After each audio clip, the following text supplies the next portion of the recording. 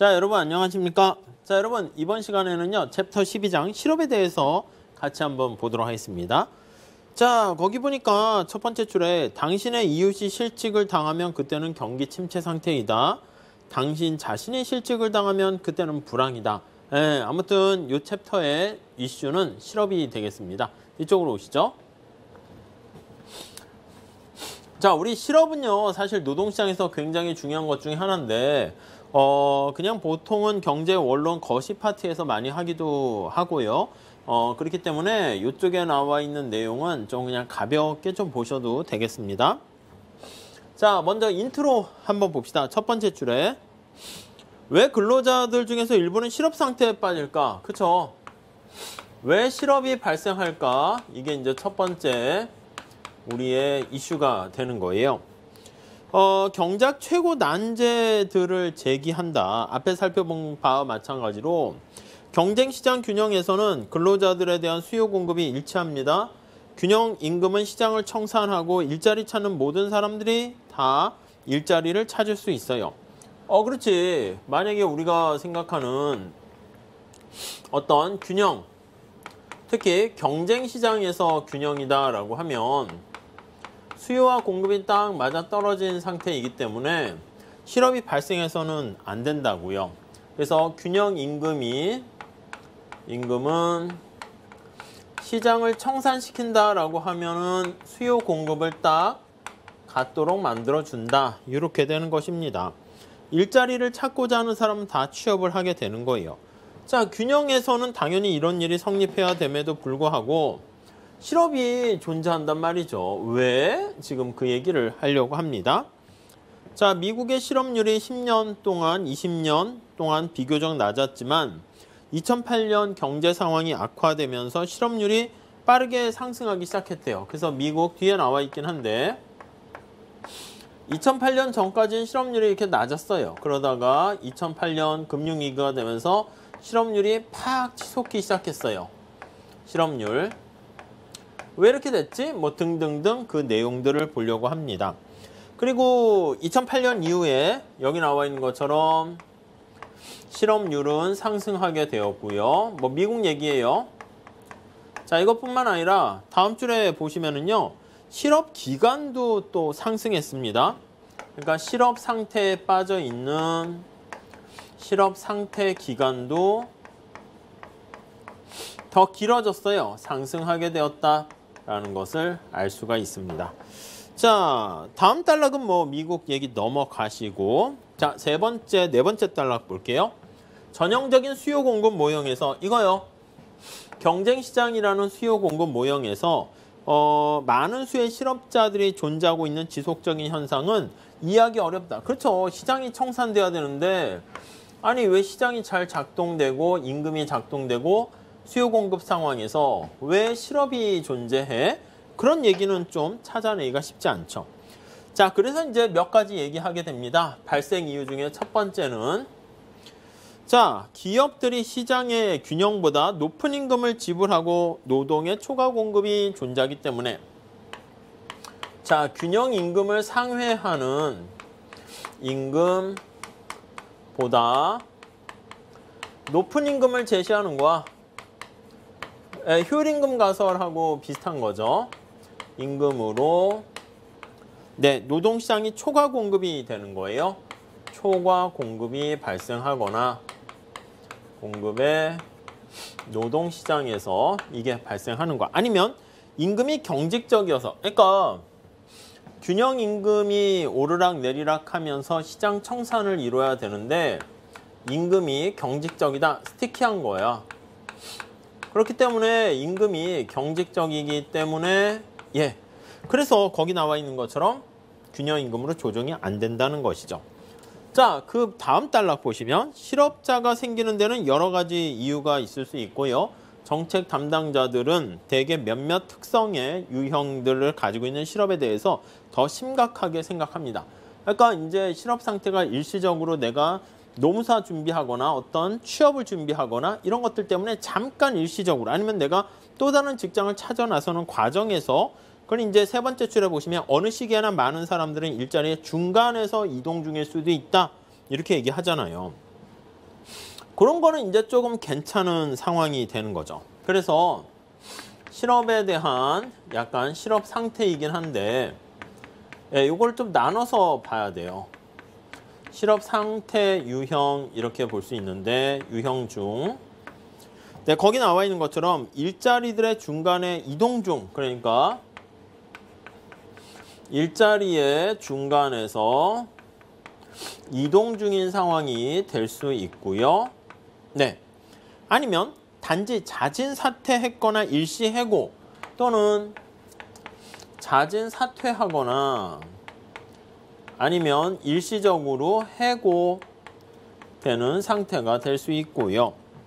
아니면 노동시장에 신규로 진입한 또 재진입한 사람들이 될 수도 있습니다. 아니면 신규로 진입하거나 재진입을 위해서 잠깐 시도하는 사람일 수도 있게 됩니다. 자, 어떤 일자리가 어떤 요인 때문에 발생했는가를 찾아내는 거는 시간이 좀 걸립니다. 밑에서 네 번째 줄, 그러므로 시장 경제가 잘 작동돼서요. 이게 일자리를 이렇게 매칭하는데 우리가 탐색한다라는 말입니다. 구직자와 구인자가 매칭되는데 시간이 필요합니다. 시간이 필요. 자, 그렇기 때문에 거기 나와 있는 것처럼 가용할 수 있는 일자리 숫자와 구직자 수가 같더라도 여기 나와 있는 것처럼 노동에 대한 수요와 이게 이제 사람을 필요로 하는 거잖아요. 노동에 대한 공급이 이렇게 일치하잖아요. 이렇게 수요와 공급이 딱 이렇게 일치하는 이런 상황에서도요. 거기 나와 있는 것처럼 탐색하는 과정이네요. 그래서 탐색하는 과정에서 실업이 발생할 수 있다. 이렇게 보시면 되겠습니다. 과정에서 실업이 발생할 수 있다. 이렇게요. 자, 물론 어느 정도 실업은 발생할 수밖에 없어요. 자, 그래서 따라서 정리하면 맨 마지막 줄에 균형 실업 수준이 0이 될 수는 없어요. 그래서 균형 실업 수준은 거기 보시면 0은 아니다. 0보다는 이제 보통 약간 크게 되는 거예요. 균형 상태에서. 그러나 이와 같은 유형을 마찰적 실업이라고 얘기하는데요. 탐색 과정에서 발생하는 마찰적 실업이라고 하는데, 자, 우리가 현재 노동시장에서 존재하고 있는 실업이 대부분 다 마찰적 실업이라고 얘기하기는 좀 그렇다는 것이죠. 자, 그래서 거기 보시면은요, 첫 번째 줄에 여기다 쓸게요. 예를 들어서 자, 거기 보시면 1933년 대공황이라든가 1933년 그리고요 2010년의 실업률이 2008년 이후에 10년에 미국의 실업률이 거의 10%까지 육박했는데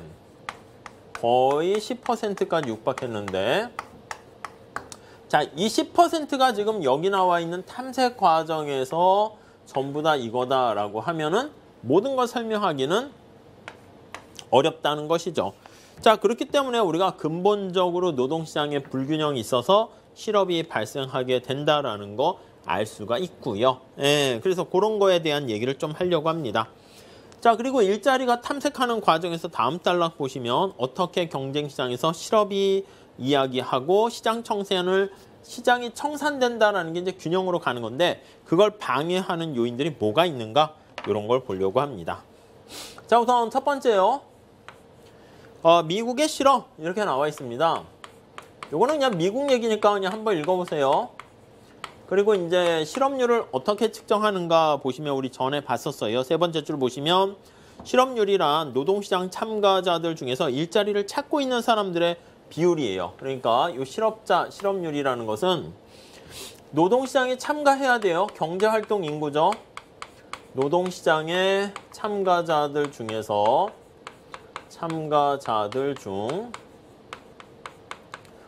거기 보시면 일자리를 찾고 있는 사람들 수 이거예요. 일자리를 찾고 있는 사람들의 수 이렇게요. 아직 구직 활동을 하고 있는 사람들입니다. 자, 그래서 우리가 전에 얘기한 것처럼 자, 거기 보시면 다음 절에 실망 노동자 있네요. discouraged 해서 실망 노동자 같은 경우에는 용기를 상실한 거예요. 일할 의사가 없어요. 일할 의사가 없기 때문에 자, 실업자 계산할 때 거기에 포함되지 않어요.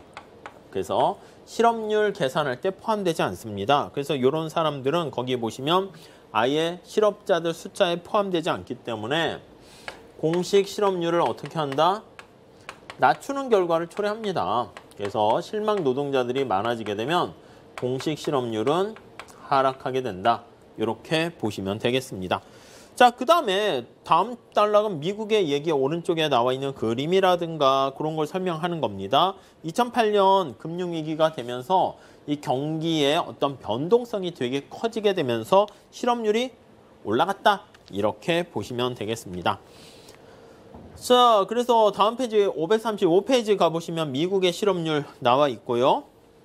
자, 그러면 미국의 실업률 나와 있고 자, 누가 실업 상태에 빠졌는가? 요런 얘기 좀 한번 봅시다. 실업 상태에 빠진 사람, 그 사람들은 누구인가? 자, 거기 보니까 자, 535페이지 밑에 다음 단락 보시면 자, 2013년 실업률이 7.4%였는데 이때 노동시장 참가한 사람이 실업에 빠질 확률이 다 똑같은 건 아닙니다. 실업이란 균등한 기회를 제공하는 고용주가 아닙니다. 실업은 특정 인구 집단, 경제 내 특정 부분 근로자에게 집중이 돼요. 그래서 실업은 특정 인구 집단이라든가 그리고 또 거기 보시면 특정 부분 노동자들에게 부문에 좀 약간 집중되는 경우가 있습니다. 부문의 근로자에게 집중됩니다. 똑같이 공평하게 실업 상태에 빠질 가능성이 뭐 7.4%다, 뭐 10%다 이런 건 아닙니다. 자, 거기 보니까 교육 수준이 낮을수록 이제 보시면 실업률은 더 높아요. 그래서 교육 수준이 높을수록 실업률은 좀 떨어져요. 교육 수준이 낮을수록 실업률은 높아. 이렇게 보시면 되겠어요. 네, 미국 케이스긴 한데 뭐 전반적으로 일반적으로 받아들이는 얘기고요. 자, 그래서 거기 보니까 교육 수준이 높은 사람과 낮은 사람의 실업 격차를 보니까 미국 다음 페이지 한번 보세요.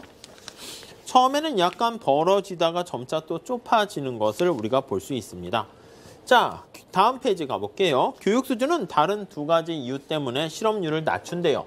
그래서 교육 수준이 낮을수록 실업률이 높고 교육 수준이 높을수록 실업률은 떨어져요. 거기에 보시면 그래서 교육 수준이 왜 실업률에 영향을 주니? 라고 하면 첫 번째 줄에 교육 수준이 높은 사람들은 사내 훈련에 더 많이 투자합니다. 그래서 교육 수준과 수준이 높을수록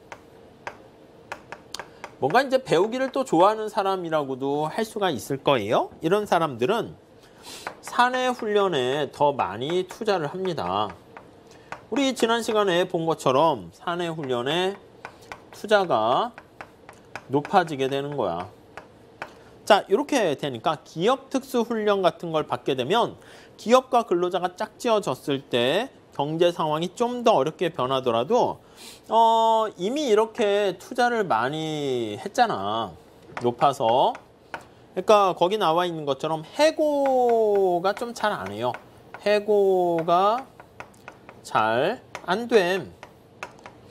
그치, 투자한 게 아깝잖아요. 그렇게 보시면 되겠고, 그 다음에 다음 줄에 교육 수준이 높은 근로자들은 이직할 때 중간에 일자리를 찾을 때요, 중간에 실업을 겪지 않고 일자리를 받는 경우가 많대요. 자, 교육 수준이 높을수록 네, 사내 훈련 투자가 많을 뿐만 아니라 인적 네트워크가 더 좋아요. 그래서 인적 정보라든가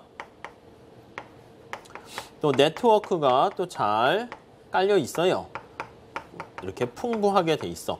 그러니까 정보를 좀 잘 우리가 활용을 해서 취업하기 쉽다. 이렇게 보시면 되겠습니다.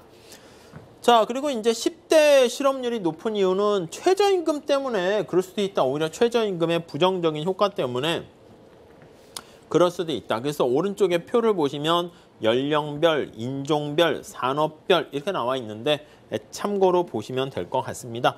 거기 보면은 인종별로도 거기 보니까 흑인 실업률이 좀 높네. 히스패닉 아시아인이 오히려 백인보다도 낮은 걸 알 수 있습니다. 성별도 보면 남성과 여성 보면은 여성의 실업률은 최근까지는 남성보다 훨씬 더 높았는데 점차 거기 보시면 남성의 실업률이 더 높아지는 것도 알 수가 있고요. 자, 다음 페이지 가보시면요. 538페이지. 자, 어떤 한 근로자가 실업 상태에 빠지는 경로는 4가지래요. 그래서 실업 상태에 빠지는 경로, 실업 상태로 빠지는 경로 한번 보시면 자, 우선 어떤 경로들이 있나 한번 보도록 하시죠. 자, 우선 첫 번째요. 두 번째 단락 보시면 일부 근로자들은 일시 해고나 공장 폐쇄 때문에 일자리를 잃게 된다. 이걸 실직자라고 합니다. 실직자. 일시적으로 해고를 당하거나 아니면은 거기 나와 있는 것처럼 공장이 폐쇄돼 가지고 갈 데가 없는 거야. 네, 이렇게 되는 상황이고요. 다음에 일부 근로자들은 스스로 일자리를 떠납니다. 이거 이직자라고 해요. 스스로 떠나, 이렇게 스스로 떠나버려. 다음에 일부 근로자들은 비시장 부분에서 일정한 시간을 보낸 다음에 노동시장에 재진입해요. 그러니까 이제 노동시장이 아닌 딴 데 가 있다가 다시 진입하는 재진입자 있고요. 이탈됐다가 그러니까 비경활 인구로 갔다가 다시 오는 겁니다. 아니면 일부 구직자들은 이제 막 졸업한 고등학교 졸업했거나 대학 졸업자 같이 새롭게 노동시장에 진입하는 거야. 신규 진입자네요. 학생이었다가 이제 구직 활동을 나서는 사람들입니다. 이런 이제 사람들도 아직은 직장을 갖지 못했으면 실업자들이다라고 보시면 되겠고요. 자, 뭐 그 정도 나와 있고 밑에 이러한 실직자, 이직자, 재진입자, 신규 진입자의 퍼센트 비율이 거기 나와 있으니까 참고로 보시면 되겠습니다. 그 다음에 539페이지 가보시면은요. 또 위에 그림은 뭐야? 연도별로 실업기간별로 어떤 실업자들의 전체 100분이 퍼센트인데 5주 미만, 26주 이상 실업 상태 등등등 거기 나와 있습니다. 두 번째 단락에 가보시면은 자, 마지막으로요. 거기 보시면 실업률은 경제활동 인구 중에서 일자리에 아직 취업하지 못한 사람들의 비율인데 자, 일부 실망 실업자들은 고용 기회도 찾을 수 없어가지고 아예 구직 활동을 포기한 사람이잖아요. 자, 이런 사람들도 있을 수 있고요. 자, 유형을 한번 볼게요. 유형들 여기 있는 요걸 좀 더 확대해서 볼게요. 자, 실망 실업자들이 있어. 이 중에 실망 실업자 아예 그냥 일할 의사가 없는 거예요. 자, 그것뿐만 아니라 거기 보니까 경계선상의 근로자들 이렇게 나와 있습니다. 경계선상의 근로자들, 선상의 근로자들. 자, 경계선상의 근로자들은 뭐야? 거기 보니까 현재 일하고 있지 않고 구직 활동도 하고 있지 않지만 일하기를 원하고 일할 용의가 있으며 가까운 과거에 한동안 일자리 찾아 나섰던 사람. 그러니까 완전히 실망해서 그냥 좌절에 빠진 건 아닌데 뭐 잘 안 되네 해서 지금 용기를 완전히 상실한 건 아니지만 근데 뭐 이렇게 한동안 노력은 했지만 지금 안 되고 있는 사람이고요. 다음에 불충분하게 고용된 이런 표현을 씁니다. 불충분하게 고용된 고용된 사람들. 이거 좀 많습니다. 거기 보니까 전일제 일자리에서 일할 용기가 있지만 시간제 일자리에 정착해야 됐던, 그러니까 파타임, 시간 알바, 시간제 일자리에 취업한 사람들 얘기합니다.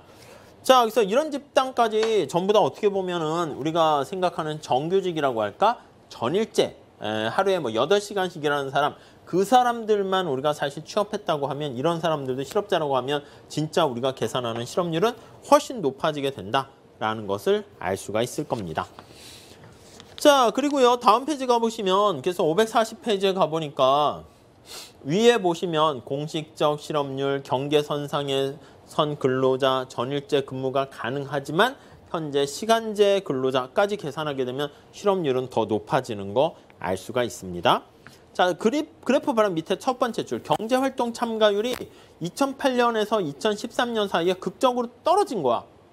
그러니까 이게 공식적인 실업률은 경제활동 참가율이 떨어지니까 여러분 여기 참고로 실업률은 어떻게 구합니까? 실업률은 자, 실업자 수를요, 분모를 뭐라고 나타내는 거냐면 실업자 수고 경제활동 참가율이야. 경활 참가자 수 이렇게 경활 인구 인구 이렇게 보시면 돼요. 근데 경제활동 참가율이 떨어지게 되면 거기 있는 것처럼 공식적인 실업률은 아마도 제대로 반영하지 못하는 거야. 그러니까 경제활동 인구 참가율이 떨어지게 되면 제대로 이게 여기 보시면 더 크게 이렇게 증가할 수 있기 때문에 이런 것들도 다시 잘 봐야 된다 이겁니다. 그 정도까지만 정리해 주도록 하시죠. 자, 사람들이 왜 경제활동에서 이탈되는가 여러 가지 이유가 있긴 한데 우리 마지막 단락에서 뭐라고 하냐면 자, 밑에서 두 번째 줄에 보시면 관대한이라는 표현 쓰게 되네요. 관대한 실업보험 수당이라든가 실업 상태에 빠졌을 때도요. 뭔가 실업보험이 이제 도와준다고 보험과 또 사회보장 관련된 복지 프로그램 때문에 그거 관련된 수당 때문에 사람들이 그냥 실업 상태에서 그냥 비경활 인구로 빠지게 되는 경제활동에서 이탈되는 것을 알 수가 있겠습니다. 아직까지는 좀 부족하다 이런 얘기 나와 있습니다. 연구를 더 해야 된다 나와 있고요. 자, 그 다음에 자, 미국 같은 경우에는 이제 흑인과 백인들의 거주지가 분리되는 경우가 많이 있죠. 그래서 거주지 분리와 관련한 얘기가 거기 있는데 뭐 우리랑 뭐 직접 그렇게 되는 건 아니니까 뭐 그런 데이터 같은 것도 있긴 한데 넘어가도록 할게요. 자, 우리 두 번째 실업의 유형 조금 더 자세히 봅시다. 실업의 유형. 자, 실업의 유형을 보시면은요. 자, 첫 번째 줄에 맨 마지막 째 줄이죠. 노동시장은 끊임없이 흘러간다. 그 느낌 잘 보세요. 노동시장은 계속 들어오는 사람, 나가는 사람, 유량처럼 끊임없이 흘러갑니다. 끊임없이 흘러가. 없이 흘러. 이렇게 돼 있고요. 자, 어떤 근로자들은 일자리를 그만두고 다른 근로자들은 해고를 당하고요. 어떤 기업은 인원을 감축하고 다른 기업은 인원을 확장하고요.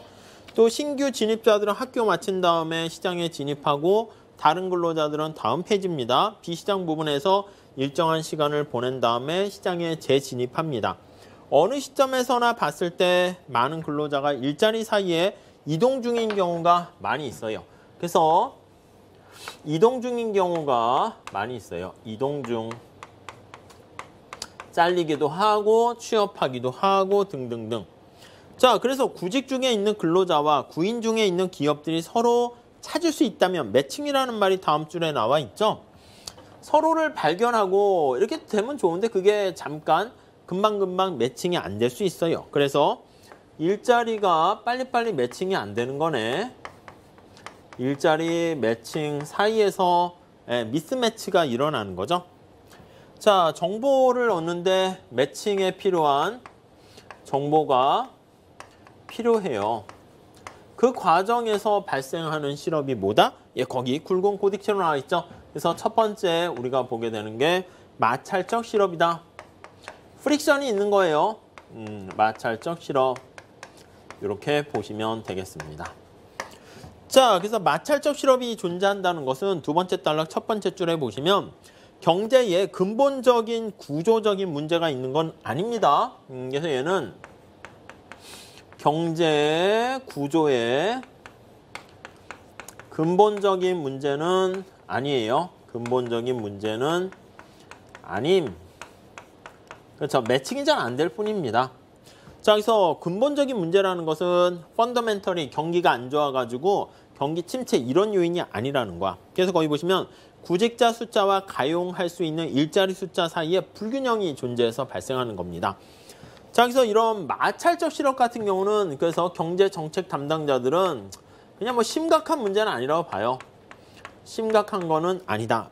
조만간 매칭만 잘 되면 되는 것이고 오히려 자기한테 매칭이 잘 안 되고 있으니까 매칭되는 상황을 찾아 나서는 거 오히려 괜찮게 봐요. 심각한 게 아니고 오히려 긍정적인 측면도 있어요. 네, 이해하시겠죠? 그렇게 봐주시면 되겠습니다. 해법은 뭘까요? 그치, 일자리 매칭하는데 정보가 필요한데 정보가 부족하거나 정보를 얻게 되는데 비용이 많이 들어서 발생하는 거예요. 따라서 해결책은 뭐냐라고 하면 정보를 풍부하게 만들고 그리고 정보를 획득하는 데 발생하는 비용을 낮춰주면 된다. 낮춰야 이렇게 보시면 되겠습니다. 아시겠죠? 이게 이제 마찰적 실업. 자, 그 다음 두 번째 거기 자, 많은 근로자들은 또한 계절적 실업을 경험한대요. 계절적 실업이 있습니다. 계절적 실업. 아니, 계절적 실업이라는 게 도대체 뭐야? 라고 하면요. 옆에 보세요. 일부 산업들에서는 일하는 근로자들이 정기적으로 일시해고를 당한대요. 그래서 정기적으로 일시해고를 당합니다. 네.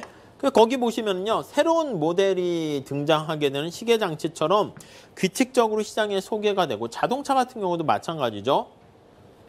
소나타 자동차가 신규 모델에서 다시 리모델링을 해서 나온다고 합시다. 그 순간에 잠깐 생산 과정을 재편하기 위해서 일시 휴업을 하게 되네요. 그래서 신모델이 등장 시 신모델 출시하게 되면 출시를 위한 거기 보시면 생산 과정 재편이죠. 생산 라인 같은 것도 다시 만들어야 되니까 생산 과정의 재편 그때 일시적으로 해고를 당하기도 하고요. 자, 근데 이게 예측이 가능합니다. 정기적으로 일시 해고가 되는 거니까 정기적이기 때문에 요거는 예측이 가능해요. 신모델이 언제 발생하는가 그런 걸 보고 우리가 예측할 수 있고 또 거기 보시면은 약간 계절과 관련된 뭐 팥빙수 같은 경우에는 여름에는 많이 팔리는데 겨울에 좀 안 팔리고 뭐 등등등 그런 거 있지 않겠습니까? 그래서 만약에 다시 고용이 증가하게 되면 이전에 잠깐 일했던 사람들 바로 취업할 가능성이 많이 있습니다.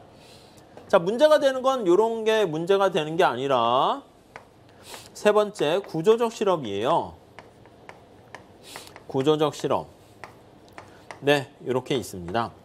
자, 거기 보시면 두 번째 줄 일자리를 찾는 구직자의 숫자가 가용한 일자리 숫자와 같다고 하자. 그러니까 일하려고 하는 사람도 10명이고 일자리도 10개예요. 근데 이 경우 공급되는 전체 숫자와 수요되는 전체 숫자 사이에는 불균형이 없어요. 그래서 노동자 수도 뭐 10명 그리고 일자리 기업의 수도 10개 일자리가 있어서 요게 두 개 딱 전체적인 수로는 같아요. 이해 가시죠? 자, 그런데 거기 보시면은 우리가 노동자들의 어떤 능력이 다르고 기업이 원하는 인재가 다르잖아. 그래서 거기 보시면요. 네 번째 줄에 적합하지 않은 일자리에 적합하지 않은 근로자가 들어가게 되면은 그렇죠. 매칭이 이것도 잘 안 되는 거죠. 그래서 거기 보시면 구조적 실업이 발생할 수 있는데 이거는 주로 이제 산업 구조가 바뀌는 거야.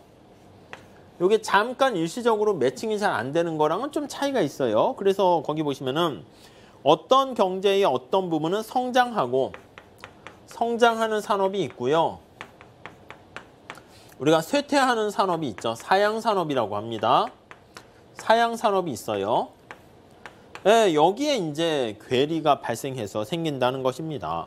만약에 어떤 사람이 사양산업에 종사하는 근로자가 성장하는 산업에 쉽게 숙련도가 이전되면 별 문제 없어. 그냥 가서 일하면 돼. 근데 거기 나와 있는 것처럼 숙련 부분이 숙련도가 그냥 이전하는데 어떻게 됩니까? 어려워요. 시간이 걸리고 뭔가 기술을 배워야 된단 말이죠. 그 과정에서 해고당한 사람들은 빨리빨리 취업이 안 되는 거야. 여기서 이제 그런 문제는 없는 거고요. 자, 그래서 이제 숙련 사이에 미스매치라고 보시면 돼요. 숙련 사이에 숙련 간 미스매치. 네, 요게 바로 구조적 실업. 이렇게 정리하시면 되겠습니다. 자, 마지막 단락 볼게요. 이러한 유형의 구조적 실업에 대한 정책적 처방은 마찰적이나 계절적 실업을 줄이기 위한 처방과는 다르다. 이거는 이제 매칭만 잘 시켜주면 되는 것인데요. 제일 중요한 거는 바로 뭐다? 이 숙련. 숙련하는데 시간이 좀 오래 걸리잖아요. 자, 그래서요, 거기 보시면은 실업자들은 더 이상 쓸모가 없는 인적 자본에 붙잡혀 있다. 그러니까 사양산업에 종사했던 사람들은 뭐예요? 이제 더 이상 쓸모가 없는